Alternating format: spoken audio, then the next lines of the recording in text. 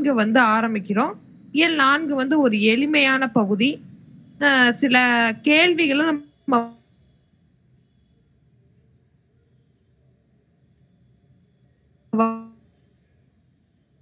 நம்ம வந்து கிளாஸ்லயே நம்ம அந்த பின்னாடி இருக்கக்கூடிய பயிற்சியை நம்ம பண்ணியிருக்கோம். இதுவரை 3 இயலுக்கு. இப்ப 4வது இயலுக்கு போறோம்.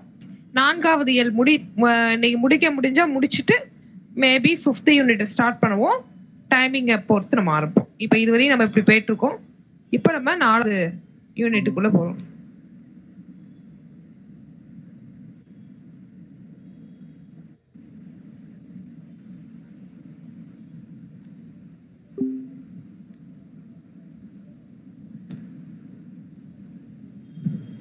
வாய்ஸ் கேக்குதா? கேக்குது. ஹலோ,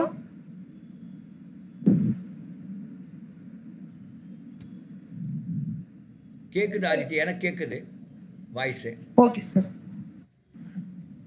நம்ம வந்து இயல் 4 இலக்கணம் பொது. இது வந்து பொது நமக்கு, அதாவது இது ஒரு மிக்சடா எல்லா கிராமருக்கும் என்னென்ன தேவை அதுதான் இந்த இலக்கண பகுதி. இதான் இலக்கணம் பொது. இது எல்லா தொடர்கள்ல அமைக்கும் பொழுது நம்ம என்னென்ன விஷயங்கள்லாம் நம்ம பண்ணுவோம். ஒரு தொடர் அமைக்கும் பொழுது நம்ம பாக்குறப்ப, நம்ம பேசுறப்பயே நம்ம கவனிக்கணும்.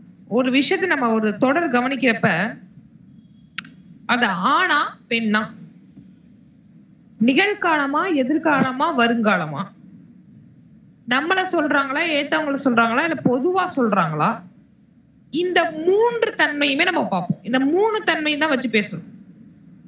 இப்ப வந்து நம்ம ஒரு மாடு வந்தாள் அப்படின்னு நம்ம சொல்ல முடியாது. அப்ப மனிதனை போய் ஆதித்யா வந்தது அப்படின்னு சொல்ல முடியாது.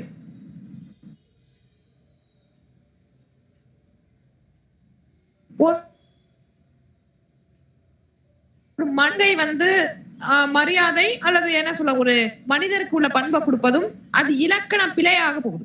அப்போ ஒரு இலக்கணத்திற்கு அழகு எது அப்படின்னா திணை, பால், எண், இடம், மரபு, இது போன்ற இலக்கண விதிகள். அததான் இந்த இலக்கணம் நமக்கு எடுத்துரைக்குது. நம்ம ஏற்கனவே இது கொஞ்சம் பார்த்திருக்கோம். இருந்தாலும் நம்ம கொஞ்சம் டீப்பா போறோம். நமக்கு 2 திணைகள் இருக்கு. திணைனா என்ன அப்படின்னா ஒரு உயிருள்ள பொருட்கள் தான் திணை அப்படி சொல்றாங்க. அப்ப திணைனா பொருள் நம்ம தமிழ் மரபுப்படி. அப்ப 2 திணைகளை நம்ம சொல்றோம். ஒண்ணு உயிர்திணை, உயர்திணை, இன்னொன்னு அஃறிணை. உயர்திணை என்பது நமது பாட புத்தகத்தின்படி 6 அறிவுடையவது மனிதர்கள் மக்கள்கள் அனைத்தும் என்னன்னா உயர்திணை என்று கூறப்பட்டுள்ளது. அஃறிணைனா உயிரற்ற அப்படிங்கறது சேர்த்து மற்ற உயிரினங்களையும் அப்படிங்கிற ஒரு வார்த்தை கொடுத்துட்டாங்க. அப்ப ஆடு, மாடு, மனித விலங்கினங்களையும், பறவை இனங்களையும், புழு இனங்களையும், மற்ற வித உயிரினங்களை கூறுவதெல்லாம் அஃறிணையாகவும் தமிழ் மரபு கருதுகிறது. அப்ப 2 மரபுகளை கூறுகிறது. ஒண்ணு உயர்திணை, இன்னொன்னு அஃறிணை. அதுதான் 2 திணைகள்ல குறிப்பிட்டிருக்காங்க. அடுத்து நமக்கு கொடுத்திருக்கிறது 5 பால். நமது தமிழர்கள் வந்து நம்ம பாருங்க இங்கிலீஷ்ல வந்து 2 ஜெண்டர் தான். ஒன்னு மேல், இன்னொன்னு ஃபீமேல். அந்த பேசிக்ஸ்ல தான் போகும். தமிழர்களுடைய பால் அந்த மரபை எப்படி பிரிச்சிருக்காங்கன்னா 5 வகையாக பிரிச்சிருக்காங்க. அதாவது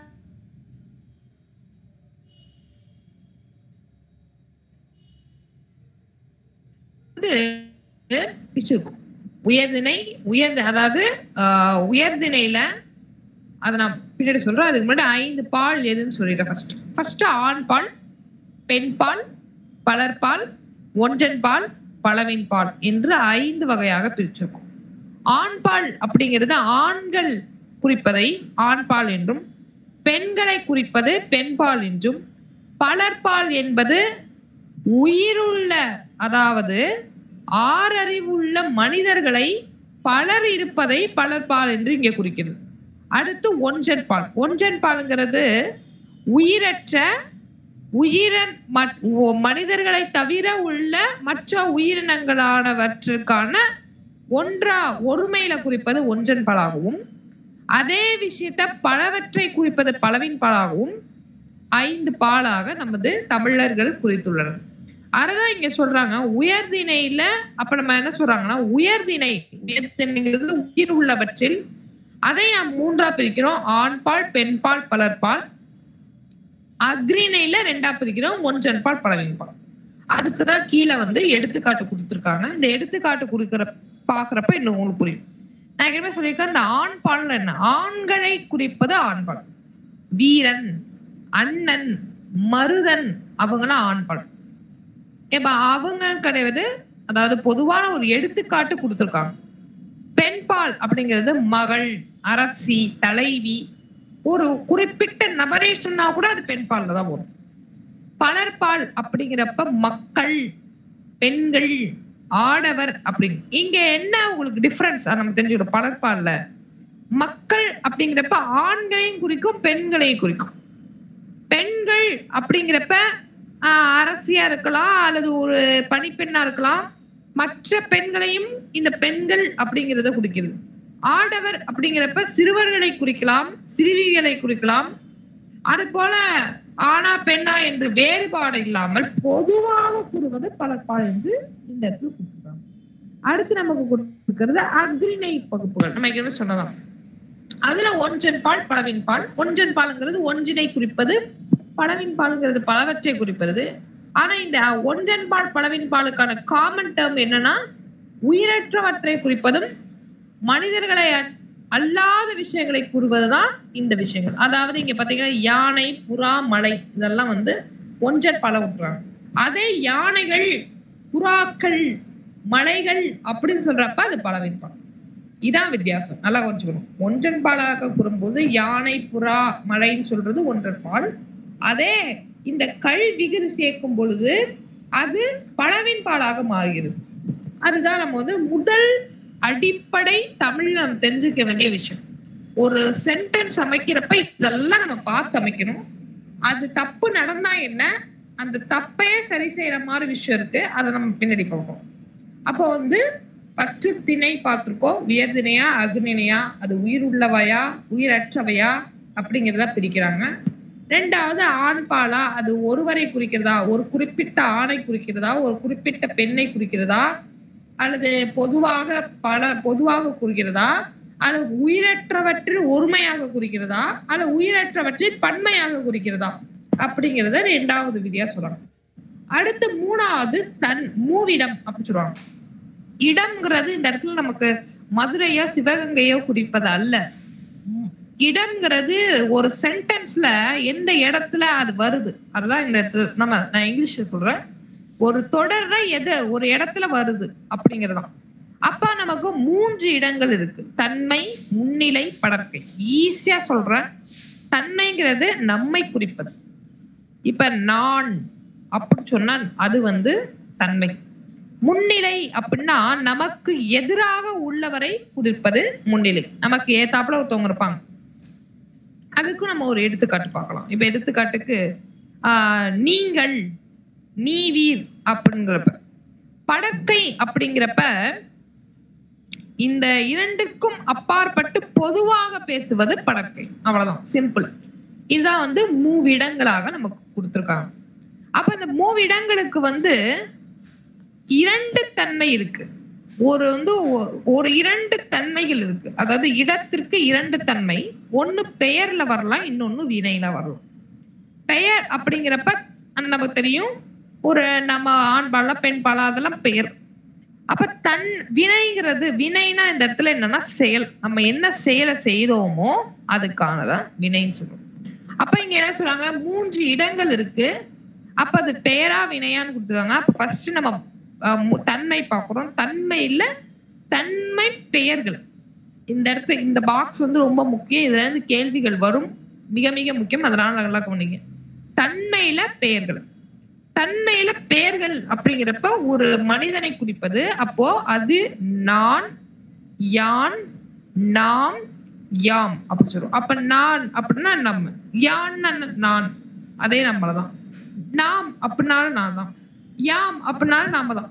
அப்ப இதுதான் வந்து என்னன்னா தன்மை பெயர்கள். அதே தன்மை வினைகள் அப்படின்னா அது செயல். அந்த செயல்ல நம்மள சொல்லிக்கிட்டோம்னா அதான் வந்தேன், வந்தோம். நம்ம சில நேரத்துல சொல்லுவோம், சில கட்சி தலைவர்கள் பேசும்போது நீங்க கவனிக்கலாம், நான் சொல்ல மாட்டாங்க, நம்ம நாடு, நம்ம மாநிலம் அப்படி சொல்லுவாங்க. அப்ப நம்ம மாநிலம், என் மாநிலம் அப்படிங்கறது அர்த்தம். அப்ப இந்த நாம்ங்கிறது பொதுவாக சொன்னாலும் அது நம்மை குறிப்பது, நம்மை தான் அது எடுத்துக்காட்டுதுங்கிறது இந்த இடத்துல நம்ம புரிஞ்சுக்கணும். அப்ப வந்தேன், வந்தோம் அப்படி சொல்லுவாங்க. அப்படிங்கிறப்ப வந்தோங்கிறப்ப நீ அடங்குவ. அதுதான் வந்து இங்க தன்மை வினைகள். அடுத்து நம்ம பாக்குறது முன்னிலை. முன்னிலை பெயர்கள், முன்னிலை வினைகள். ஃபர்ஸ்ட் முன்னிலை பெயர்கள். நீ ஏத்தாப்புல நம்ம கேட்கும், அதாவது முன்னிலைனால என்ன சொல்ல, முன்னாடி இருப்பவர்கள். அப்ப முன்னிலை பெயர்கள், முன்னிலை பெயர்கள் எதுனா நீ, நீர், நீவீர், நீங்கள். அப்ப ஏத்தாப்புல சொல்றோம். அப்ப நம்ம ஒரு கேள்வி கேட்கிறோம் பாப்பா, சில இடத்துல பாப்பா கொஸ்டின் பேப்பர்ல பார்க்கலாம், நீங்கள் முதலமைச்சராக இருந்தால் என்ன செய்வீர்கள்? நீ பொருளாதார ஆலோசகராக இருந்தால் என்ன செய்வீர்கள்? அப்போ எதிர்த்தாப்புல ஒருத்தவங்க சொன்னோம்னா அது என்னன்னா முன்னிலை பெயர்கள். அதே முன்னிலை வினைகள் என்ன, அது ஒரு செயல். அப்ப இந்த இடத்துல செயல்ங்கிறது, நடங்கிறது ஒரு செயல். நடந்தாய் நீ, வந்தீர் நீ, சென்றீர்கள் நீ. அப்போ இதெல்லாம் என்னன்னா வினைகள். அதுதான் வந்து முன்னிலை வினைகள் சொல்றோம். அடுத்து படற்கை. இதெல்லாம் எடுத்துக்காட்டு. இன்னும் நிறைய சொற்களுக்கு எடுத்துக்காட்டுக்கு கொடுத்துருக்காங்க. எடுத்துக்காட்டே உங்களுக்கு வந்து மோர் தென் எனஃப் இருக்கு. அடுத்து படற்கை. படற்கை பெயர்கள் அப்படிங்க. படற்கைங்கிறது நம்ம என்ன சொல்லிருக்கோம், பொதுவா சொல்றோம்.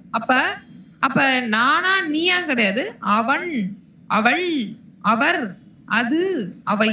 இதுதான் வந்து படற்கை பெயர்கள். இதே படற்கை வினைகள்னா என்ன, பொதுவா சொல்றோம். வந்தான், சென்றாள், படித்தனர், பேசினார்கள், பறந்தது, பறந்தன அப்படி சொல்வது படற்கை வினைகளாக குறிப்பிடப்பட்டது. சோ அப்ப இதெல்லாம் நம்ம பாக்குறப்ப நம்ம என்ன சொல்றோம், ஒரு தொடர் அமைப்பதற்கான ஒரு முதன்மை இலக்கண விதிகளாக சொல்றோம். அப்போ ஒரு உயிருள்ளவையா உயிரற்றவையாங்கிறத முதல்ல கிளாசிபிகேஷன் பண்றோம். அடுத்து இது என்ன பால், ஆண் பாலா பெண் பாலா, பலர்பாலா, ஒன்றன் பாலா, பலவின் பாலாங்கிறத முடிவு செய்யறோம்.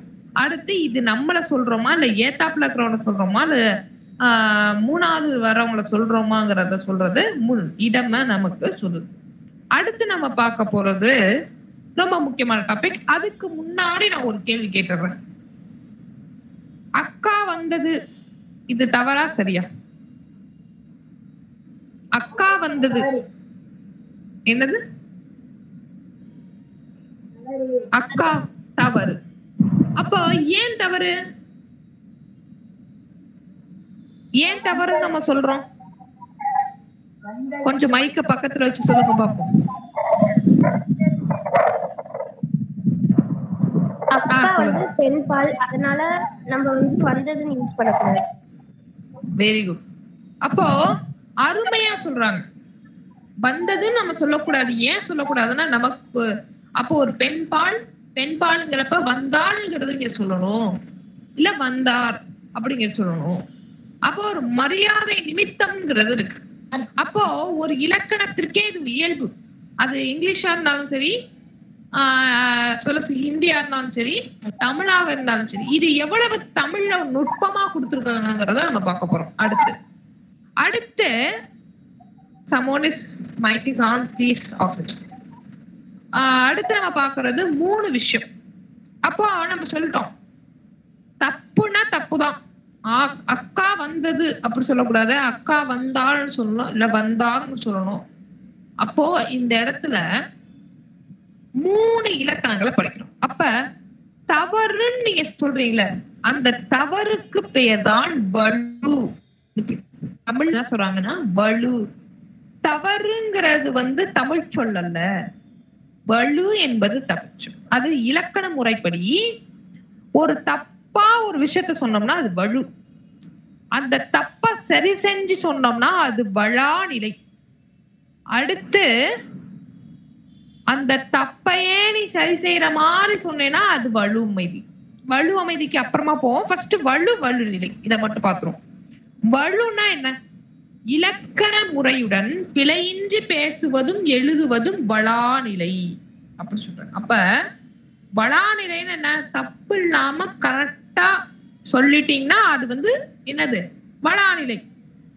அப்போ வலுனா என்ன? தப்பு.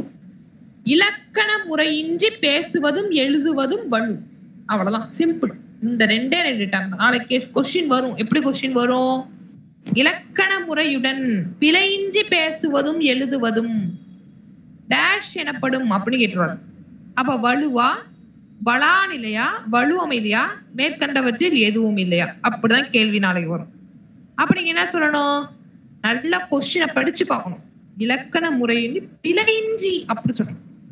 அப்ப அதுக்கு பிழையின்றி எழுதுவதும் பேசுவதும் போட்டிருக்கோம். அப்ப இது வளாநிலை. அப்ப இலக்கண முறை இன்றி அப்படின்னு இது பிழை இன்றி, இது இலக்கண முறை இன்றி. இந்த ரெண்டுத்துக்கும் வித்தியாசம் வச்சுக்கணும். இலக்கணத்துல நீ முறை இல்லாம எழுதுனேன்னா அது வலு. அந்த பிழையே அந்த இலக்கணப்படி நான் எழுதிட்டேன்னா அது வலு அமைதி. நான் குழப்ப விரும்பல. ஒரு முறைப்படி நீ எழுதல, நான் சொல்லியிருக்கேன் ஆண் பாலா பெண் பாலா, இது நம்மளை குறிக்கிறதா, இதெல்லாம் நம்ம பார்த்துட்டு அதுபடி நம்ம எழுதலைன்னா அதுக்கு பேரு வலு. அடுத்து வளாநிலைங்கிறது தப்பு இல்லாம எழுதுது வளாநிலை. இதுதான் இங்க சொல்றாங்க. அடுத்து நம்ம பாக்குறப்ப இது வலுவா வளாநிலையா அப்படின்னு நம்ம கண்டுபிடிக்கிறப்ப நம்ம ஒரு 6 விதமான விஷயங்களை நம்ம எடுத்துக்கலாம். இது வலுவா வளாநிலையா, தப்பா சரியா அப்படின்னு கண்டுபிடிக்க. அப்ப முதல்ல என்ன சொல்றாங்க? திணைன்னு சொல்றாங்க. திணைனா என்ன? இப்பதான் பார்த்தோம். உயர்திணை, அக்ரிணை. உயர்திணைனா என்ன? உயர்திணை, அக்ரிணை. உயர்திணைனா என்ன?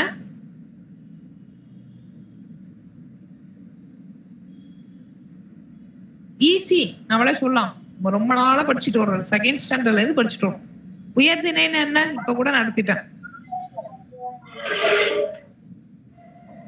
6 அறிவு உள்ள உயிரினங்கள். அவ்வளவுதான். அப்ப 6 அறிவுள்ள, யார சொன்னவங்களுக்கு என்னோட வாழ்த்துக்கள். அப்ப 6 அறிவுள்ள உயிரினங்கள் உயர்திணை. 6 அறிவற்ற உயிரினங்களும் உண்டு, அது அக்ரிணை அப்படிங்கிற சொல்றோம். அப்ப 2 திணைகள் உயர்திணை, அக்ரிணை.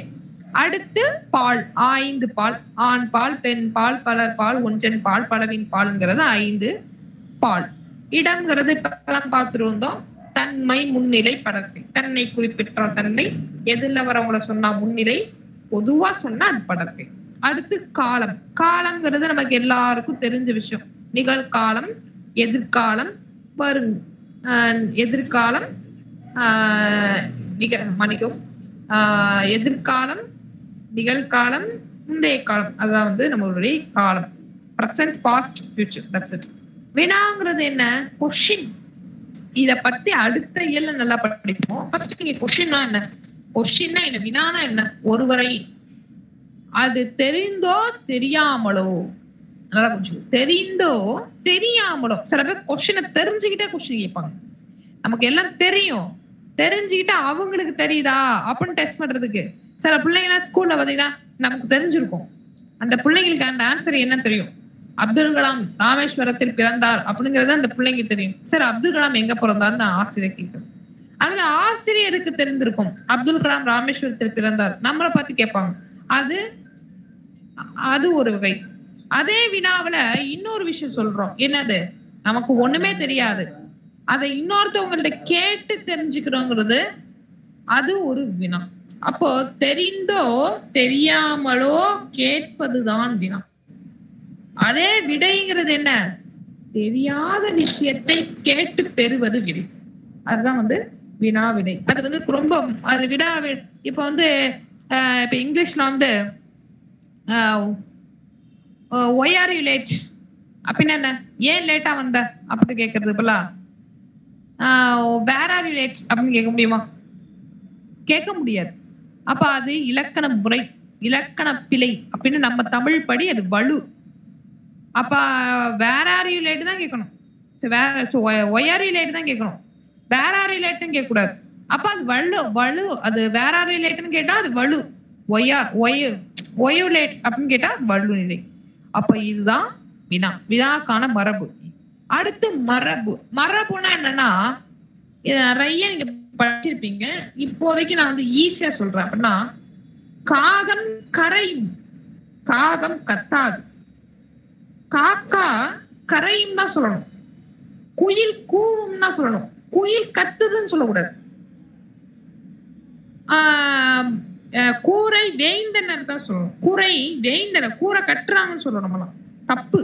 கூரை வேய்ந்தனர் இலக்கணப்படி கூரை வந்து வேய்றாங்க, அதுதான் மரபு. கன்று பசு கன்றை ஈன்றது, பசு கன்றுன்னு சொல்லணும். பசு மாடுன்னு சொல்லக்கூடாது. அப்போ அதெல்லாம் என்னன்னா மரபுன்னு சொல்றோம். அப்போ ஒரு விஷயத்துக்கு ஒரு இதுதான் தென்னங்கன்றுன்னு தான் சொல்லணும், தென்னை மரம்னு சொல்லக்கூடாது. வாழை தோப்புன்னு சொல்லணும், வாழை காடுன்னு சொல்லக்கூடாது. இதெல்லாம் மரபு. அப்போ ஒரு சொல்லில் திணை, பால், எண், இடம், காலம், வினா, விடை, மரபு, இந்த 6 விஷயமும் ஒரு தொடர்ல இருக்கணும். அப்போ ஒரு தொடர்ல இதெல்லாம் தப்பா சொல்லிட்டா அதுக்கு பேரு வலு, கரெக்டா சொல்லிட்டா வளாநிலை. அவ்வளவுதான். அதான் நம்மள இலக்கணம் வந்து சொல்லு. அப்ப இந்த எடுத்துக்காட்டு சொல்றாங்க வலு. இப்ப பாரு, நம்ம ஃபர்ஸ்ட் ஒரு எடுத்துக்காட்டுக்கு திணை வச்சு சொல்லிருக்காங்க. செழியன் வந்தது அப்படின்னு சொல்லிருக்கான். வலு வந்ததுன்னு சொல்லாம இப்பதான் பேசிட்டு, அக்கா வந்ததுன்னு சொல்லாம சொல்லக்கூடாது. அப்போ இங்க அக்கா வந்தாள், சரி, செழியன் வந்தான் அப்படின்னு சொல்லணும். அடுத்து பால், ஆண் பால பெண் பால. கண்ணகி உண்டான், கண்ணகிங்கிறது பெண். அப்ப என்ன சொல்லணும், உண்டாள் அப்படின்னு சொல்லணும். அப்ப இதுதான் இது உண்டாள்.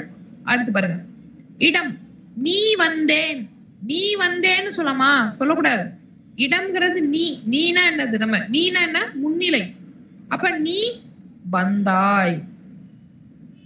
காலம், நேற்று வருவான், நேற்று எப்படி வர முடியும், நேற்று வந்தான். வினா பாருங்க, ஒரு விரலை நீட்டி சிறியதா பெரியதா என்று கேட்டல்.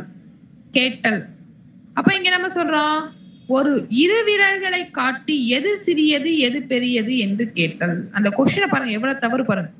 அடுத்து, ஒரு விரலை காட்டி சிறியதா பெரியது என்று கேட்டல். அப்ப நம்ம சொல்றோம், 2 விரல்களை காட்டி எது சிறியது எது பெரியது என்று கேட்டல். அடுத்து விடை பாருங்க, கண்ணன் எங்கே இருக்கிறார் என்ற வினாவிற்கு கண்ணாடி பைக்குள் இருக்கு. என்ன கொஸ்டின் கேட்டா என்ன ஆன்சர் பண்ணுங்க. கண்ணன் எங்கே இருக்கிறார் அப்படின்னு கேக்குறாங்க. கண்ணாடி பைக்குள் இருக்கு, இப்படி சொல்லக்கூடாது. கண்ணன் வீட்டுக்குள் இருக்கிறார். அடுத்து அதான் விடை. அப்ப அது இது வலு, அது வளாநிலை. மரபு என்ன, தென்னமரங்கள் உள்ள பகுதியை தென்னந்தோட்டம் என்று கூறுவோம். தென்னந்தோட்டம் இல்ல, தென்னந்தோப்பு. இதுதான் வலுனா, இது வளாநிலைன்னா இது. கொஸ்டின் எப்படி வரும் அப்படின்னா, ஒரு சென்டென்ஸ் கொடுத்து நேற்று வருவான் அப்படி சொல்றாங்க, இது வலுவா, வளாநிலையா, அது வலு அமைதியா அப்படின்னு கேட்பாங்க. அப்போ நீங்க தான் முடிவு பண்ணணும் அது வலுவா வளாநிலையா. அடுத்து நம்ம பாக்குறது இந்த 2த்துக்கு அப்பாற்பட்ட ஒரு விஷயம், வலு அமைதி அப்படின்னு பேர். வலு அமைதினா என்ன அப்படின்னா, தப்பு, இலக்கணப்படி தப்பு. ஆனா நம்மளுடைய ஆசிரியர்கள், நமது முன்னோர்கள், நமது பாடலாசிரியர்கள், நமது இலக்கண ஆசிரியர்கள் அதை ஏத்துக்கிட்டு நம்ம இலக்கணங்கள்ல குறிப்பிட்டு இருந்தாங்கன்னா அது வலு அமைதி. இது என்னங்க இது அப்படின்னு சொல்லலாம். என்னன்னா, நம்ம தப்புன்னு சொல்லுவோம், இது தப்பு, முறைப்படி தவறு. ஆனா ஒரு விஷயங்கள அது எக்ஸப்ஷன், தப்புனாலும் அது எக்ஸப்ஷன் கொடுத்துருக்கு இலக்கணம் தான் தப்பு. அப்போ ஒரு எக்ஸ்ட்ரக்ஷன் என்ன, நான் வந்து தப்பு, நான் எழுதுனது தப்பு, ஆனா அந்த இடத்திற்கு அது எழுதுனாதான் அது சிறப்பு. இப்ப நம்ம வந்து ஒரு எழுத்துறோம், அதை எழுதுறப்ப ஒரு அது இலக்கணப்படி தப்பு, ஆனா அது இது மாதிரி எழுதுனாதான் அந்த இலக்கணம், அந்த பாட பகுதி அருமையா இருக்கும் அப்படிங்கிறப்ப அந்த இதை ஏத்துக்கிறதுக்கு பேர் தான் வலுவமைதி. இலக்கண முறைப்படி பிழை உடையது எனினும் இலக்கண ஆசிரியர்களால் ஏதேனும் ஒரு காரணம் கருதி பிழையின்று என்று ஏற்றுக்கொள்ளப்படுவது வலுவமைதியாகும். இவ்வளவுதான், சிம்பிள். இது ஒரு 5 வகையா நம்ம சொல்றோம். ஒண்ணு திணை வலுவமைதி. திணை வலுவமைதிக்கு ஒரு எடுத்துக்காட்டு ஈஸி. திணைன்னா என்ன சொல்றோம்? உயர்திணை, அக்ரிணை. அப்ப இந்த இடத்துல என்ன சொல்றாங்க? என் அம்மை வந்தாள் அப்படி சொல்றோம்.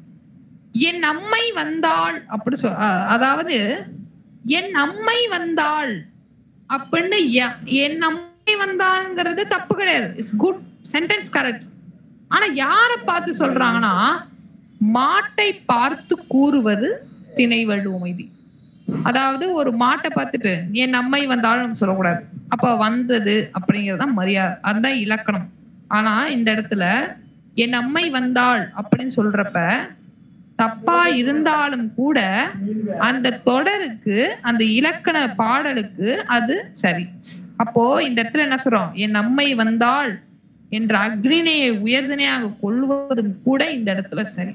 இதெல்லாம் எங்க இருக்கும்? இதெல்லாம் யாருங்க யூஸ் பண்றது அப்படின்னு கேட்டீங்கன்னா, இலக்கண பாடல்கள்ல, தொல்காப்பியத்துல, நன்னூல்ல இதெல்லாம் குறிப்பிட்டிருக்காங்க. இதுதான் இங்க இடத்துல திணை வலுவமைதின்னு சொல்றாங்க. ஃபர்ஸ்ட் இதுல ஒரு திணை உயர்திணையே அக்ரிணையாவோ அல்லது அக்ரிணையே உயர்திணையாகவோ கூறுவது திணை வலுவமைதி. அடுத்து பால் வலுவமைதி. பால் வலுவமைதிங்கிறது ஆண்பால், பெண்பால், பலர்பால், ஒன்றன்பால், பலவின் பால். இந்த இது தவறா இருந்தாலும் கூட அதை ஏற்றுக்கொள்வது. அதுதான் வாடாராசா வாடா கண்ணான்னு சொல்றது. இதை எடுத்துக்காட்டுக்கு சொல்றேன். வாடாராசா வாடா கண்ணா அப்படின்னு ஒரு மகனை பார்த்து தாய் அழைப்பது. இதுல என்ன தப்பு இருக்கு? வாடாராசா வாடான்னு சொல்லணும், வாப்பா அப்படி சொல்லணும். அப்ப இந்த இடத்துல என்ன வாடா போடா அப்படி சொல்றது ஒரு அக்ரிணை முதல்ல. அப்புறம் நிறைய விஷயங்கள் இருக்கு. இப்போ தன்னுடைய மகனை பார்த்து கூட சொல்றது. அதாவது இந்த இடத்துல மகனைன்னு கொடுத்துருக்காங்க. நான் மன்னிக்கவும், அதை தப்பா சொல்லிட்டேன். வாடா ராசா வாடா கண்ணா அப்படின்னு ஒரு பொண்ணை பார்த்து சொல்ற. ராசா கண்ணாங்கிறதெல்லாம் ஆண் பேர். அதுதான் இங்க இடத்துல பால் வலுவமைதி. அதுதான் இந்த இடத்துல கொடுத்துருக்காங்க. அப்போ ஒரு இடத்துல இது எக்ஸெப்ஷன், இது எக்ஸெப்ஷன் சொல்றது. அடுத்து இட வலுவமைதி. இட வலுவமைதிங்கிறது இப்ப நம்ம சொல்றோம், மாறன் என்பவன் தன்னை பற்றி பிறரிடம் கூறும் போது இப்ப இது ரொம்ப நல்லா இருக்கும். இப்ப நம்ம சிலத்தை சொல்லுவோம், ஏய் இந்த ஆதித்யா தெரியுமா அப்படி சொல்லுது. இல்லைன்னா ஏய் இந்த மாறன் ஒரு நாளும் பொய் சொல்ல மாட்டான் அப்படி சொல்றது.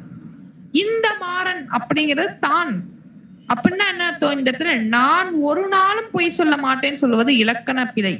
இலக்கண பிழை இல்லாம சொல்றது. ஆனா இந்த இடத்துல என்ன சொல்லிருக்காங்க? இந்த மாறன் ஒரு நாளும் பொய் சொல்ல மாட்டான். அப்ப இந்த இடத்துல இருதிணை. இந்த இடத்துல என்னது? தன்மையை படக்கையாக கூறுவது. ஆனா இந்த இடத்துல அப்படிதான் சொல்லி ஆகணும். இந்த இடத்துல நம்ம ரஜினி டயலாக் கூட அப்படிதான் வரும். என்னமோ ஒரு பல வசனத்துல கூட வரும். ஒரு ரஜினியும் இன்னொரு நண்பரும் போட்டி போடுறப்ப நீ எழுதி வச்சுக்கோ, டைரியில எழுதி வச்சுக்கோ, இன்னி 10 நாள்ல இந்த ரஜினி ஓ முன்னாடி நிற்பான் அப்படின்னு சொல்லிட்டு சொல்றாங்க. இந்த ரஜினி ஓ முன்னாடி அப்படிங்கிறப்ப தவறு. தன்னையை படக்கையாக கூறுவது. அப்ப தான்ங்கிறப்ப நான் முன்னாடி நிற்பேன் பாரு அப்படி சொல்றோம். அப்போ அதையே நம்ம என்ன சொல்றோம்? ஏத்தாப்புல நிக்கிறாரு மாதிரி சொல்றோம். ஆனா சில நேரத்துல அதுதான் இலக்கணம், அதுதான் முறை, அதுதான் இலக்கண விதி.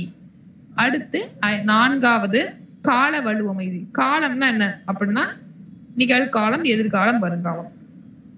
அப்போ இந்த இடத்துல கால வலுவமைதிங்கிறது ஒரு எடுத்துக்காட்டு, சிறப்பான எடுத்துக்காட்டு. குடியரசுத் தலைவர் நாளை தமிழகம் வருகிறார்.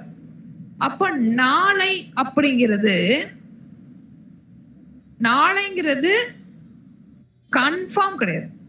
நாளைங்கிறது நம்மளால சொல்ல முடியாது. நாளை இலக்கணப்படி நேத்தி நடந்தத சொல்லலாம், இன்னைக்கு நடக்கிறத சொல்லலாம், நாளைக்கு நடக்கிறத சொல்ல முடியாது. மேபி நாளைக்கு குடியரசுத் தலைவர் வரலாம், வராம போகலாம், திடீர்னு கேன்சல் கூட ஆகலாம். நாளை தமிழகம் வருகிறார் கன்ஃபர்மேஷன் பண்ணி சொல்லிட்டாங்க. இந்த தொடரை நம்ம பார்க்கணும். இந்த வாக்கியத்தை நீங்க அடிக்கடி நீங்க வந்து பார்க்கலாம். நீங்க இப்ப கூட ரீசெண்டா பிரதமர் அக்டோபர் 2ஆம் தேதி தமிழகம் வருகிறார் அப்படி சொல்றாங்க. வருவதாக தகவல்னு சொல்றோம். அப்ப வருகிறான கன்ஃபர்மேஷன். அப்போ அது தவறு, காலப்படி அது தவறு.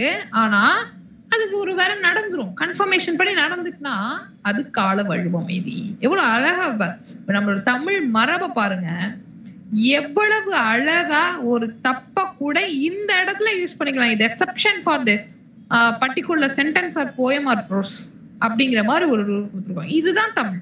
அடுத்து மரபு வழுவமைதி. இதனாலதான் தமிழ் அழியல. இது மத்த லாங்குவேஜ்ல வந்து அடாப்ட் பண்ணிக்க முடியல, ஆனா தமிழ் அடாப்ட் பண்ணிருக்கு. அது முன்னாடியே நம்ம வச்சிருக்கோங்கிறதா இதோட சிறப்பு. அடுத்து கடைசியாக மரபு வழுவமைதி. இந்த வார்த்தையை நீங்க கேட்டிருக்கலாம் 10ஆம் வகுப்பு பாட புத்தகங்களை. கத்தும் குயிலோசைன் சற்றே வந்து காகித பாட வேணும். குயில் வந்து என்ன? அகவும், கத்தும், மணிக்கும். நானே தவறு சொல்றேன், கத்தும். ஆனா மன்னிக்கவும், குயில்ங்கிறது கூவும். ஆனா இங்க என்ன சொல்றாங்க? கத்தும் குயிலோசைன்னு சொல்றாரு. எங்க பாரதியார் என்ன சொல்லிருக்காரு? பாரதியார தப்பா எழுதிட்டாரு. என்ன எழுதிட்டாரு? கத்தும் குயிலோசை அப்படி சொன்னாங்க. அப்ப வந்து இதெல்லாம் ரொம்ப ரேர் கேஸ், நம்மளால எழுத முடியாது. ஆனா இவர் எழுதியிருக்காரு. நம்ம எழுதுனா தப்புன்னு சொல்லிடுவாங்க, அவங்க எழுதுனா சரி. சோ கத்தும் குயிலோசை, கூவும் தானே குயில். ஆனா இங்க கத்தும்னு சொல்றாங்க பாரதியார். பாரதியாரே தவறா எழுதியிருக்காரு. அப்போ ஆனா இந்த இடத்துல அந்த சென்டென்ஸுக்கு இப்படிதான் எழுதணும். அப்போ இந்த இடத்துல தவறு இருந்தாலும் கூட அதை வழுவமைதியாக எடுத்துக்கொண்டு இத மரபு வழுவமைதி. இதுதான் மரபு வழுவமைதி. அப்போ வழுவமைதி என்றால் தவறாக இருந்தாலும் கூட சில நேரத்தில் நம்ம அதை ஏற்றுக்கொள்ள வேண்டும். அதுதான் வழுவமைதி. அது 5 வகை. திணை வழுவமைதி, பால் வழுவமைதி, இட வழுவமைதி, கால வழுவமைதி, மரபு வழுவமைதி. ஓகே, இதுதான் வந்து நம்மளுடைய இன்னையோட பாடம். இந்த பாடத்தோட பயிற்சிக்கு போறோம். ரொம்ப ஈஸியான பயிற்சி நீங்க தான் சொல்ல போறீங்க. கீழ்காணும் தொடர்களில் வழுவமைதி வகைகளை இனம் கண்டு எழுதுக. அதாவது இப்ப நம்ம பார்த்தோம், வழுவமைதி 5 வகைப்படும். திணை வழுவமைதி, பால், இடம், எண், மரபு 5. நான் சொல்லிடுவேன், நான் ஆப்ஷன் வேணா சொல்லிடுறேன். ஆப்ஷன் உங்களுக்கு இருக்கனால சொல்லிடுறேன். இந்த இடத்துல எது வந்து உங்களுக்கு செட் ஆகுங்கிறத நீங்க சொல்ல போறீங்க. ஓகே, யாராவது ஃபர்ஸ்ட் வந்து சொல்லுங்க பாப்போம். அமைச்சர் நாளை விழாவிற்கு வருகிறார். இப்பதான் பார்த்தோம். அமைச்சர் நாளை விழாவிற்கு வருகிறார். Very good, super. இது என்ன வழுவமைதி? கால வழுவமைதி. அடுத்து நம்ம என்ன பார்க்கணும் பாப்பா? அடுத்த கொஸ்டின். இந்த கண்ணன் ஒன்றை செய்தான் என்றால் அதை அனைவருக்கும் ஏற்பார், அனைவரும் ஏற்பார் என்று கூறினான். இது என்ன வழுவமைதி? இட வழுவமைதி. Very good, super. யாரெல்லாம் சொன்னீங்களோ வெரி குட். அடுத்து, சிறிய வயதில் இந்த மரத்தில் தான் ஊஞ்சல் கட்டி விளையாடுவோம். கொஞ்சம் அப்படி டஃபா இருக்கும், பாத்துக்கலாம். சிறிய வயதில் இந்த மரத்தில் தான் ஊஞ்சல் கட்டி விளையாடுவோம்.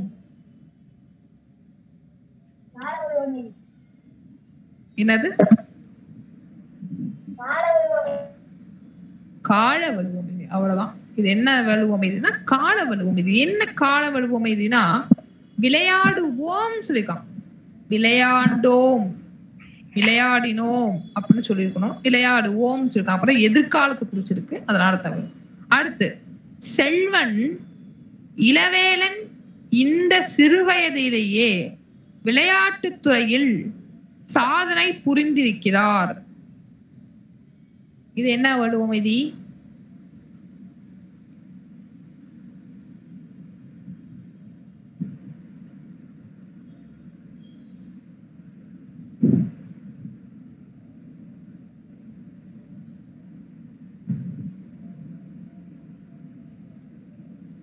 ஆனா இதுல வலுவமைதி இருக்கிற மாதிரியே எனக்கு தெரியல. ஏன்னா எல்லாமே அந்த சென்டென்ஸே கரெக்ட். செல்வன் அப்படிங்கிறது அந்த இளவேலன் அப்படிங்கிறது, இளவேலன்கிறது ஆணா பெண்ணா, அதுதான் இப்ப பிரச்சனை. இளவேலன்கிறது நான் ஆண்கிறத எடுத்துக்கிறப்ப செல்வன்கிறது கரெக்ட்.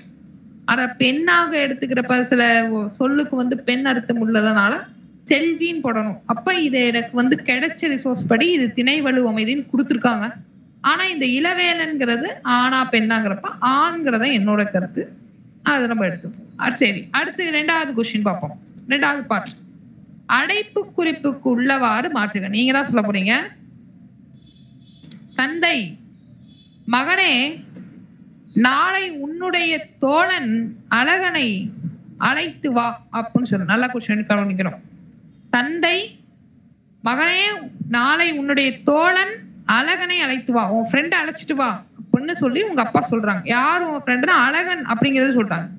அப்போ அதை என்ன செய்ய சொல்லியிருக்காங்கன்னா, ஆண் பால பெண் பால மாத்தி சொல்லுங்க. ஆண் பால பெண் பால சொல்றாங்க. அதாவது அப்ப நீ அந்த தந்தை மகன் கிடையான உரையாடலை கொடுத்துருக்காங்க.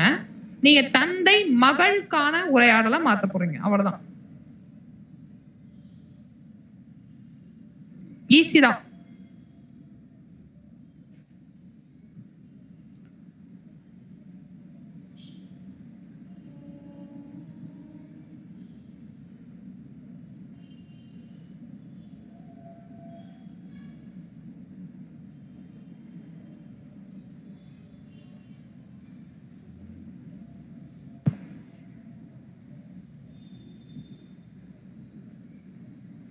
தந்தை மகனே, நாளை உன்னுடைய தோழன் அழகனை அழைத்து வா என்று சொன்னார். என்னது? அதான் ஆண் பால பெண் பால மாத்த போறீங்க. ஈஸி தானே, இது சொல்லலாமே. தப்பா இருந்தாலும் பரவாயில்ல, சொல்லுங்க.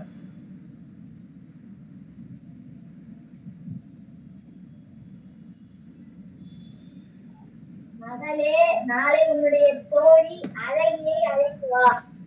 அவ்வளவுதான். அழகின்னு சொல்லலாம், இல்ல வேற ஏதாச்சும் ஒரு பேர் கூட போட்டுக்கலாம். ஆனா தந்தை மகளே அப்படிங்கறது நம்ம சேர்க்கணும். நாளை உன்னுடைய தோழி, தோழன்கிறதுக்கு பதில் தோழி, அழகி அழைத்து வா. அவ்வளவுதான். இதுதான் இலக்கண புரிதல். ஈஸியா சொல்லலாம். இலக்கண புரிதல்னா என்ன? புரிதல் ஈஸி. இதெல்லாம் நீங்களே சொல்லலாம். இது படிக்கிற நானும் சொல்லலாம். அடுத்து பார்ப்போம். அக்கா நேற்று வீட்டுக்கு வந்தது. நல்லா கொஞ்சம். அக்கா நேற்று வீட்டுக்கு வந்தது. அக்கா புறப்படும் போது அம்மா வழி அனுப்பியது. நம்ம ஆடு மாடுமே சொல்லிக்காங்க. சரி, அப்ப இது தவறு. இது தொடர்லே தெரியுது தவறு. என்ன தவறு? என்ன வலு அமைதி? சரி, வலு என்ன வலு?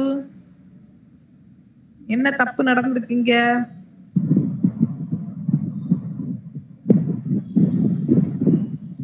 திணைவலு. அவ்வளவுதான். சூப்பர். யார் சொன்னீங்களா? அப்ரிசியேஷன். திணை ஆனா பெண்ணப்பா. அது வந்து ஆமா, நம்ம என்ன சொல்லியிருக்கோம்? உயர்திணைக்கு மரியாதை, அக்ரணைக்கும் உயிருள்ள ஆடு மாடு விலங்குகள் போன்றவற்றுக்கு அது இதுன்னு சொல்லிக்கிறான்னு சொல்லல. அது தமிழ் கலாச்சாரம், பண்பாடு, இலக்கணம் சொல்லுது. அப்ப இங்க என்ன சொல்லிருக்காங்க? வந்தது, அக்கா போனப்ப வழி அனுப்பியது அப்படி சொல்லிருக்காங்க. இது தவறு. அப்ப என்ன சொல்லிருக்காங்க? இந்த வலுவ வளாநிலையா மாத்தணும். அப்ப வளாநிலை சரியா மாத்துங்கன்னு சொல்லிட்டாங்க. அப்ப எப்படி சரியா மாத்துவீங்கன்னு சொல்லுங்க பாப்போம்.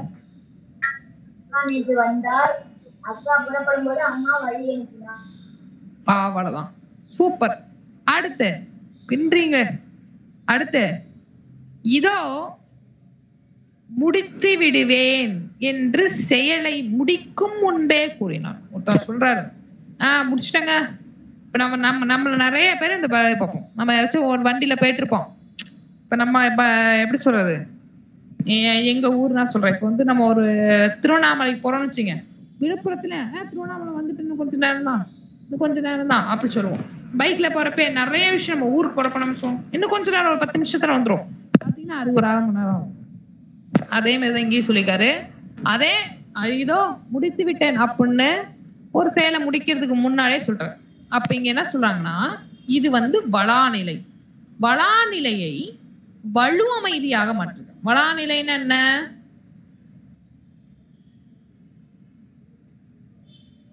வளாநிலை அப்படிங்கிறப்ப இந்த இடத்துல தவறு இல்லை. அதாவது தவறு இல்லாத செயல் தான். அப்ப இது வந்து என்ன சொல்றாங்க, ஆனா இது வந்து என்ன தவறு இல்ல. அப்ப இது என்ன சொல்றாங்க, வலு அமைதியாக மாற்றுங்க. இது கொஞ்சம் கடினம், நானே சொல்றேன். வளாநிலை அப்படிங்கிறப்ப தவறு இல்லை, இந்த சென்டென்ஸே தவறு கிடையாது.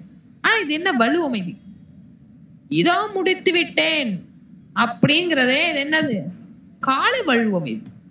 கால வலு அமைதி என்ன சொல்லிருக்காங்க இந்த இடத்துல நமக்கு பயன்படுத்திருக்காங்க. இப்ப எப்படி முதலமைச்சர் வருகிறார், பிரதமர் வருவார், வருகிறார் அப்படி சொல்றோம். அதே போலதான் இது இந்த கதையும். இது வந்து கால வலு அமைதி. அடுத்து, அவன் உன்னிடமும் என்னிடமும் செய்தியை இன்னும் கூறவில்லை. அப்படி இது வந்து நீங்க கொஞ்சம் பிராக்டிஸ் பண்ணுங்க. இது வந்து ஸ்கிரீன்ஷாட் எடுத்து வச்சுங்க. ஏன்னா இது வந்து கொஞ்சம் ப்ராசஸ் நிறைய. என்ன சொன்னா, படக்கைய முன்னிலையே மாத்திரமா, முன்னிலையே தன்மையா மாத்திரமா, தன்மையை படக்கையா மாத்திரமா, 3 இருக்கு, 3 வேலை இருக்கு. 3 சென்டென்ஸ் உருவாக்கணும். யாராச்சும் பண்ண முடிஞ்சா இப்ப சொல்லுங்க, இல்லைன்னா இதை வந்து வாட்ஸ்அப் குரூப்ல எனக்கு அனுப்பணும். ஏன்னா இது வந்து நமக்கு வந்து 3 ப்ராசஸ் இருக்கு. தன்மையை முன்னிலையாக்கணும், முன்னிலையே படக்கையாக்கணும், படக்கையை முன்னிலையாக்கணும், அப்படின்னு நிறைய இருக்கு. ஸோ அதனால வந்து கொஞ்சம் டைம் எடுக்கும்.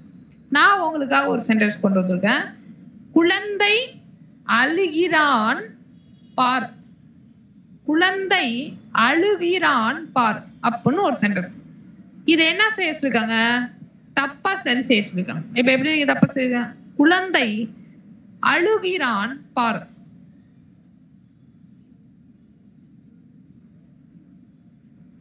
இங்க இல்ல, குழந்தை அழுகிறான் பார்.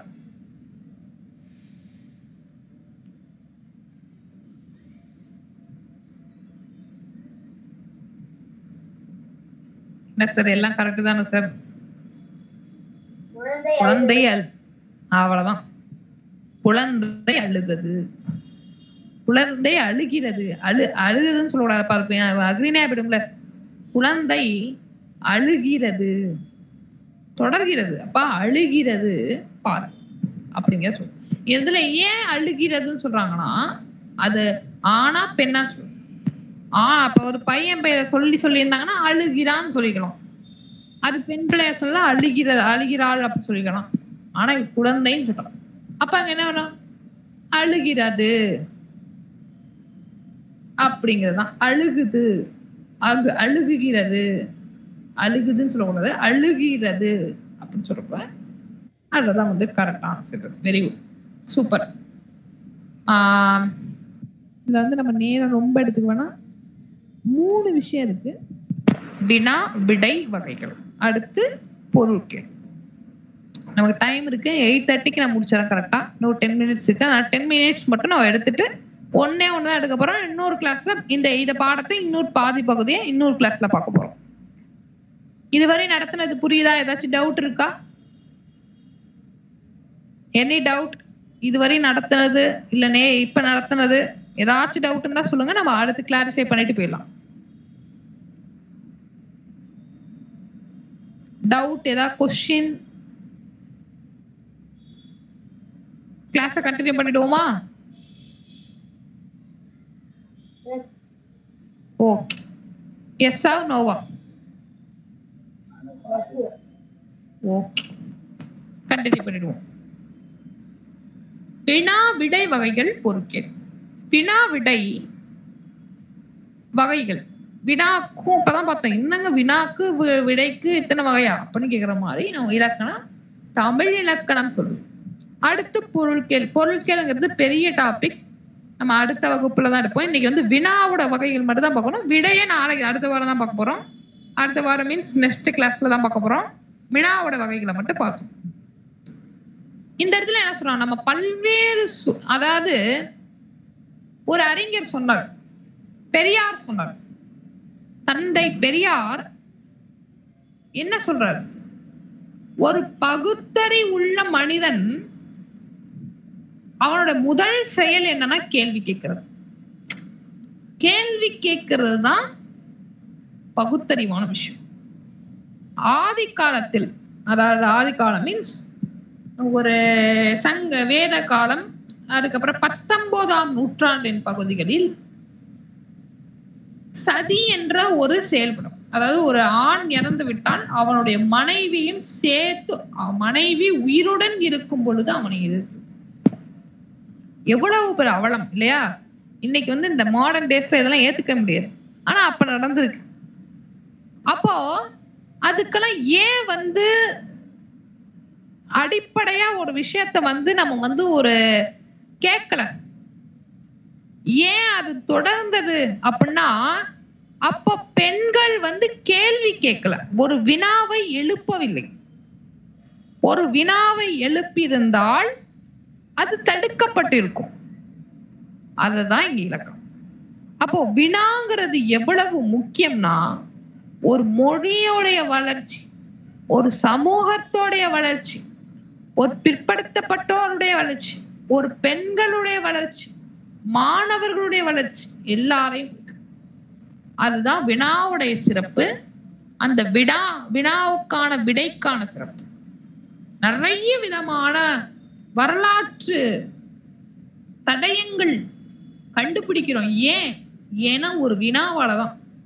வினாவிற்கு அவ்வளவு சக்தி, ஆதிக்கம், பவர் எல்லாம்.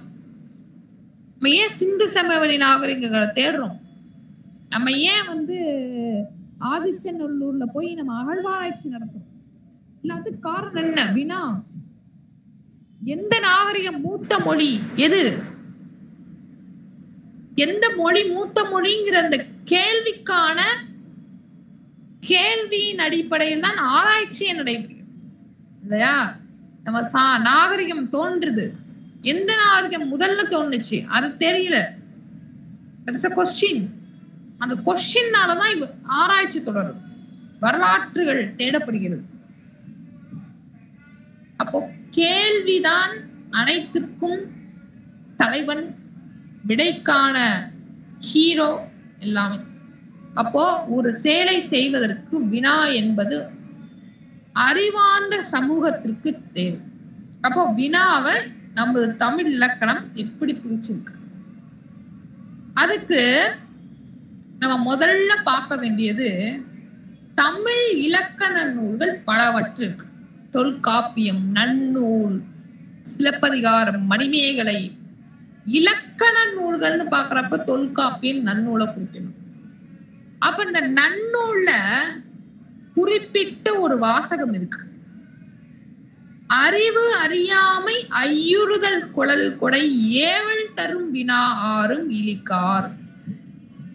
அறிவு அறியாமை ஐயுறுதல் குழல் கொடை ஏவல் தரும் வினா ஆறும் இலிக்கார். அதாவது வினாவிற்கு 6 வகையாக இதெல்லாம் குறிப்பிட்டிருக்காங்க. அறிவு 1, அறியாமை 2, ஐயுறுதல் 3, கொழல் 4, கொடை 5, ஏவல் 6, தரும் 6. இந்த 6ம் சேர்ந்ததுதான் ஒரு எழுகார் அப்படின்னு நன்னூல்ல குறிப்பிட்டிருக்காங்க. இதனுடைய அடிப்படையில தான் வினாவுடைய வகைகளை வச்சிருக்காங்க. இப்ப முதல் வகை என்னன்னா அறிவினா. இந்த கொஸ்டின் நமக்கு கேள்வி கேட்பாங்க, இந்த கொஸ்டின் கொடுத்து இது என்ன வினான்னு கேட்பாங்க. இந்த 6 தான் நடத்த போறோம், அதுல முடிச்சிட போறோம். ஜஸ்ட் நல்லா கவனிங்க. ஃபர்ஸ்ட் அறிவினா. நான் சொல்லிட்டு வினா என்பதை எப்படி கேட்கலாம்? தெரிஞ்சும் தெரியாமலும் கேட்கலாம், நேரடியாகவும் மறைமுகமாகவும் கேட்கலாம், தெரிஞ்சுக்கிட்டே கேட்கலாம், தெரியாமலும் கேள்வி கேட்கலாம். அதுதான் முதல் வகை. தான் விடை அறிந்தும் அவ்விடை பிறருக்கு தெரியுமா என்று அறியும் பொருட்டு வினவுவது. நமக்கு தெரியும், ஆனா அவங்களுக்கு தெரியுமா அப்படின்னு கேட்கறது. ஒரு மாணவனிடம் இந்த ஆசிரியர் மாணவனிடம் இந்த கவிதையின் பொருள் யாது அப்படின்னு ஆசை கேட்டாங்கன்னா அது அறிவினா. அதே அறியாவினானா நமக்கு தெரியாது, அதை தெரிந்து கொள்வதற்காக எடுப்பது அறியாவினா. அதுக்கு பேர் என்ன சொல்றோம்? ஆசிரியரிடம் இந்த கவிதையின் பொருள் யாது என்று மாணவர்கள் கேட்கல. இந்த பொருளுக்கு என்னன்னு கேக்குறாங்க. ஆசிரியர்கிட்ட நம்ம கேக்குறோம், மாணவர் ஆசிரியர்கிட்ட கேட்டா அது அறியாவினா, ஆசிரியர் நம்மை பார்த்து கேட்டால் அது அறிவினா.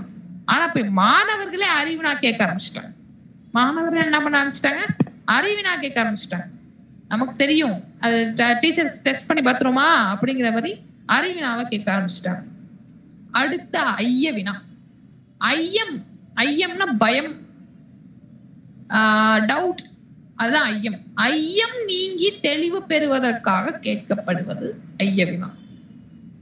இச்செயலை செய்தது மணிமேகலையா மங்கையா இனா வினவு. அதாவது நமக்கு ஒரு டவுட் இருக்கு, அந்த டவுட்டை கிளாரிஃபை பண்ணுவதற்காக கேட்கப்படுவது ஐய வினா. குழல் வினாங்கிறது நல்லா கொஞ்சம் குழல் கொடை இது ரெண்டுத்தையும் பாக்குறப்ப புரியும். அப்பதான் கம்பேர் பண்ணி பார்க்கணும். குழல்னா என்ன, கொடைனா என்ன. குழல்னா உனக்கு ஒரு விஷயம் வேணும்னு கேட்கறது குழல், நீ ஒரு விஷயத்த குடுக்கறேன்னா கொடை. கர்ணன் கொடை, கண்ணன் கொடை. அதே கண்ணன், பகவான் கண்ணன் ஒருவரிடம் அவள் வாங்கி சாப்பிட்டார், அது குழல். அர்ஜுனன் பகவானிடம் கேட்டது குழல். மகாபாரதம் புரிஞ்சவங்க தெரியும். மகாபாரதத்துல அர்ஜுனன் யுத்தத்துல நிக்கிறார். யுத்தத்துல ஏத்தாப்புல நிறைய பேர் நிக்கிறாங்க. ஆனா இந்த யுத்தத்துல கிருஷ்ணர் அர்ஜுனன் கீழே உட்கார்ந்துருக்காரு, பகவான் கிருஷ்ணன் மேல, பகவான் கிருஷ்ணர் ரதம் ஓட்டிட்டு இருக்காரு. அர்ஜுனன் மேல உட்காந்து அர்ஜுனன் கேட்கிறார், ஏத்தாப்புல இருக்கலாம் என் அண்ணன் தம்பி எல்லாரும், அவங்க நான் எப்படி கொல்றது அப்படிங்கிறப்ப கண்ணன் சொல்லுவார், இந்த உயிர் எல்லாம் நிலையற்றதல்ல, ஆத்மாதான் நிலையாது. இதுல நான் ஏன் சொல்ல வரேன்னா, அர்ஜுனன் கேட்டு பெற்றான் குழல், கண்ணன் கொடுத்தான். கண்ணன் என்ன பண்ணாரு, மாறி அதான் சொல்லுவான் கொடை வள்ளல் கண்ணன். அதான் இந்த இடத்துல புரிஞ்சு. அப்போ குழல்ங்கிறது நம்ம கொடுக்கறது, குழல்ங்கிறது வாங்குறது, கொடைங்கிறது கொடுக்கறது. கண்ணன் நிறைய ஒரு கதை இருக்கு. கண்ணன் மகாவிஷ்ணு பகவான் கிருஷ்ணன் என்ன பண்ணிருப்பாரு, ஒரு ஏழை ஒரு நண்பர் கிருஷ்ணருக்கு இருப்பார். அவர் தன்னுடைய வீட்டுக்கு போவார், கிருஷ்ணருடைய வீட்டுக்கு அவர் போய் இந்த மாதிரி வந்திருக்க நமக்கு அவர் ஏழ்மை, ரொம்ப ஏழ்மையில இருப்பார், நிறைய குழந்தைகள் இருக்கும், அவர் ரொம்ப ஏழ்மையா இருக்கு. கிருஷ்ணர்கிட்ட கேட்பார் இந்த மாதிரி என்ன எனக்காக. கிருஷ்ணர் அவர் ஒரு கடவுள் அல்ல, நமக்கு எல்லாமே தெரிந்தவர்ல, அப்பாற்பட்டவர்ல. ஆனா அவளுக்கு தரணும்னு நினைச்சு, நான் ஷார்ட்டா சொல்றேன், அவருக்கு தரணும்னு நினைச்சு பகவான் கிருஷ்ணர் எனக்கு என்ன கொண்டு வந்தன்னு கேட்பார். அவர் ரொம்ப ஏழ்மையானவர், ஏழ்மைன்னா ரொம்ப ஏழ்மை, சாப்பாடு கூட வழி இல்லாதவங்க, அப்படிதான் ஏழ்மை. அப்படிப்பட்ட ஒரு நண்பர் தான் கிருஷ்ணருக்கு. அவர் எனக்கு என்ன கொண்டு வந்த அப்படின்னு கேட்பாரு. அவள் கொடுப்பாரு. யாரு, அவருடைய நண்பன் அவள் கொடுப்பாரு. அவள் வாங்கி சாப்பிட்டுட்டு கண்ணன் கிருஷ்ணர், பகவான் கிருஷ்ணர் சாப்பிடும் பொழுது இங்க எல்லாம் வீடெல்லாம் தங்க மாளிகையாகவும் தங்க தட்டுகளாகவும் பணக்கார ஒரு வசதியான வாழ்க்கைக்கு அந்த நண்பர் தருவார். அப்போ இந்த இடத்துல பகவான் கிருஷ்ணரை கேட்டு பெற்றார் குழல், அதே கொடை. நம்ம கொடுத்தோம்னா கொடை. கர்ணன் இந்த கர்ணன் அப்படிங்கிறவர், இவர் ஒரு மகாபாரதத்துல ஒரு கதாபாத்திரம். அதுல யாரு எதை கேட்டாலும் நீ போய் என்னது கேட்டுட்டேன்னா கொடுத்துருவாரு. உனக்கு வேணுமா, எனக்கு சார் 10 லிட்டரு தங்கம், 10 கிலோ தங்கம் கொடுங்க அப்படின்னா கண்ணன் எடுத்து கொடுத்துருவாரு. அதான் கொடை. அதான் குழலுக்கும் கொடைக்கும் உள்ள வித்தியாசம். அப்ப குழல் வினாங்கிறது, நீ ஏதோ ஒண்ணு வாங்குறோம், உன் ஃப்ரெண்ட்ஸ்ட கேட்கிற, ஒரு புக்கு கூடுறே, நாளைக்கு தமிழ் புக்கு கூடுறா, நான் படிச்சுட்டு வந்து தரேன் அப்படி கேட்டேன்னா அது குழல். உன் ஃப்ரெண்டு கேட்கறான், நீ கொடுக்குறேன்னா அது கொடை. That's it. அத தன் பொருளை வாங்கி கொள்ளும் பொருட்டு வினவுவது குழல் வினா. பிறருக்கு ஒரு பொருளை கொடுத்து உதவுவது கொடை வினா. அடுத்து ஏவல் வினா. ஏவல் வினானா, நீ ஒரு விஷயத்த செய் அப்படின்னு கட்டளையிடுவது ஏவல்.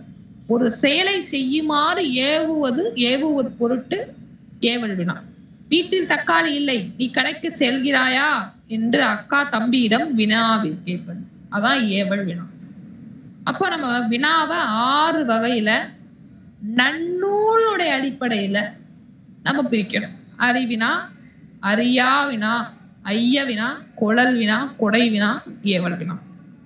இப்ப நான் உங்கள்கிட்ட ஒரே ஒரு கேள்வி வச்சுட்டு இந்த வகுப்பை நம்ம முடிச்சிருவோம். கரெக்டா 8:30 முடிச்சுட்டு ஒரே ஒரு 2 கேள்வி மட்டும் கேட்டுட்டு நம்ம மேற்கொண்டு போயிடலாம். உங்க ஆசிரியர் வந்து நாளை கட்டாயம் தமிழ் பாடத்தை படித்து வர வேண்டும் அப்படின்னு சொன்னா அது என்ன வினா? சாரி, இது வந்து ஏவல். ஆனது வினா கிடையாது. எப்படி சொல்றது? நாளை கட்டாயம் தமிழ் புத்தகத்தை கொண்டு வருவாயா அப்படின்னு கேட்டாங்கன்னா அது ஏவல் வினா. நீங்க சொல்ல மாதிரி. இப்ப வந்து நீங்க கேக்குறீங்க, நாளை உங்க ஃப்ரெண்ட்ஸ்ட கேக்குறீங்க, யாரோ ராஜேஷ் அப்படின்னு விஷயம், ராஜேஷ் வந்து கேக்குறீங்க தமிழ் புத்தகத்தை தருவாயா அப்படின்னு நீங்க கேக்குறீங்க. அப்படின்னா என்ன அது? அது என்ன வினா? தமிழ் புத்தகத்தை தருவாயா என்ன வினா? குழல் வினா. Very good. இப்ப நீங்க சொல்றீங்க உங்க ஃப்ரெண்டு உங்கள்கிட்ட கேக்குறாங்க நாளை ஆங்கில புத்தகத்தை தா அப்படின்னு உன் ஃப்ரெண்டு கேக்குறாங்க.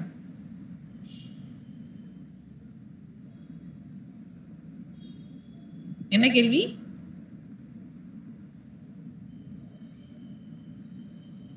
உங்க ஃப்ரெண்டு உங்கள்கிட்ட கேக்குறான் ஆங்கில புத்தகத்தை தருவாயா? அவ்வளவுதான். இன்னொரு கேள்வி கேட்டுரும், முடிச்சிரும், இதோட முடிச்சிரும்.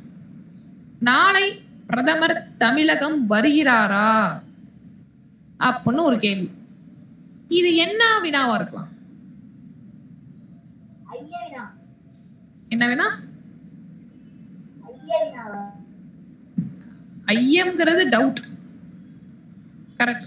இது ஐய வினாவை சேர்க்கலாம். நான் ஒரு பர்ஸ்பெக்டிவ் பண்றேன். அறியா வினாவை கொடுக்கலாம். தெரியாத விஷயத்த கேட்கிறோம், அது ஒரு அறியா வினா. இது எனக்கே கொஞ்சம் இப்ப டவுட் இருக்கு. ஐய வினா அப்படிங்கிறது டவுட்.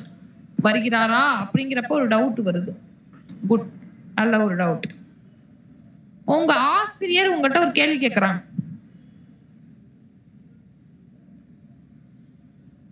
கர்ணன் எதில் சிறந்தவர் அப்படின்னு உங்கள்கிட்ட கேக்குறாங்க. அப்ப இது என்ன வினாவா இருக்கலாம்? அறிவினா. அவ்வளவுதான், அறிவினா. நீங்க சார்ட்ட கேக்குறீங்க, சார் மகாவிஷ்ணு கொடையை பெற்றிருக்கிறாரா? மகாவிஷ்ணு கொடை பெற்றிருக்கிறாரா அப்படின்னு மாணவர்கள்ல ஆசிரியரை பார்த்து கேக்குறீங்க. அறியா வேணா. உங்க தம்பிய பார்த்து நீங்க சொல்றீங்க, ஏய் கடைக்கு போயிட்டு முட்டை வாங்கிட்டு வா அப்படின்னு நீங்க சொல்றீங்க. அப்படின்னா அது என்ன வேணா? ஏவல். ஏவல். அருமை. இதுதான். இந்த புரிதல்லாம் நமக்கு வேணும். யாராச்சும் ஒருத்தவங்க எத்தனை வகைகள், அது எத்தனை வினா, அதை மட்டும் சொல்லிடுங்க, முடிச்சிருவோம், கிளாஸ் முடிச்சிடுவோம்.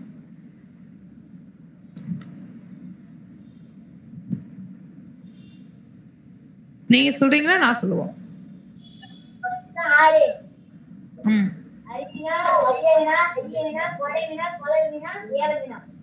அவ்வளவுதான். You got 15 marks in this exam. 15 மார்க்குக்கு இதுல இருந்து கேள்வி வர்றதுக்கு வாய்ப்பு இருக்கு, நான் எதிர்பார்க்கிறேன். வரும். அப்போ இயல் 4 இயல் 5க்கான இலக்கண பகுதி, இயல் 5ல ஒரு பகுதி பார்த்துட்டோம், இன்னும் 2 பகுதி இருக்கு, அதை அடுத்த வாரத்துல பார்த்துருவோம். அப்ப இயல் 4 வரை முடிஞ்சிட்டு நீங்களும் இயல் 4 வரை மறுபடியும் திருப்பி பார்த்து தேர்வுக்கு தயாராகிங்க. தேர்வுக்கு நாள் ரொம்ப கம்மியா இருக்கு. இந்த விடுமுறை நாள் பகுதியை பயன்படுத்துங்க. நன்றி. ஏதாச்சும் டவுட் இருந்தா கேட்டுங்க. டவுட் இல்லைல செஷன் க்ளோஸ் பண்ணிக்கலாமா?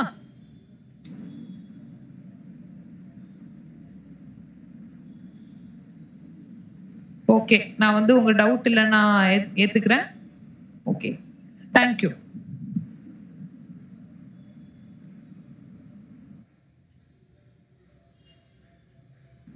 லீவ் ஆயிக்கலாம்.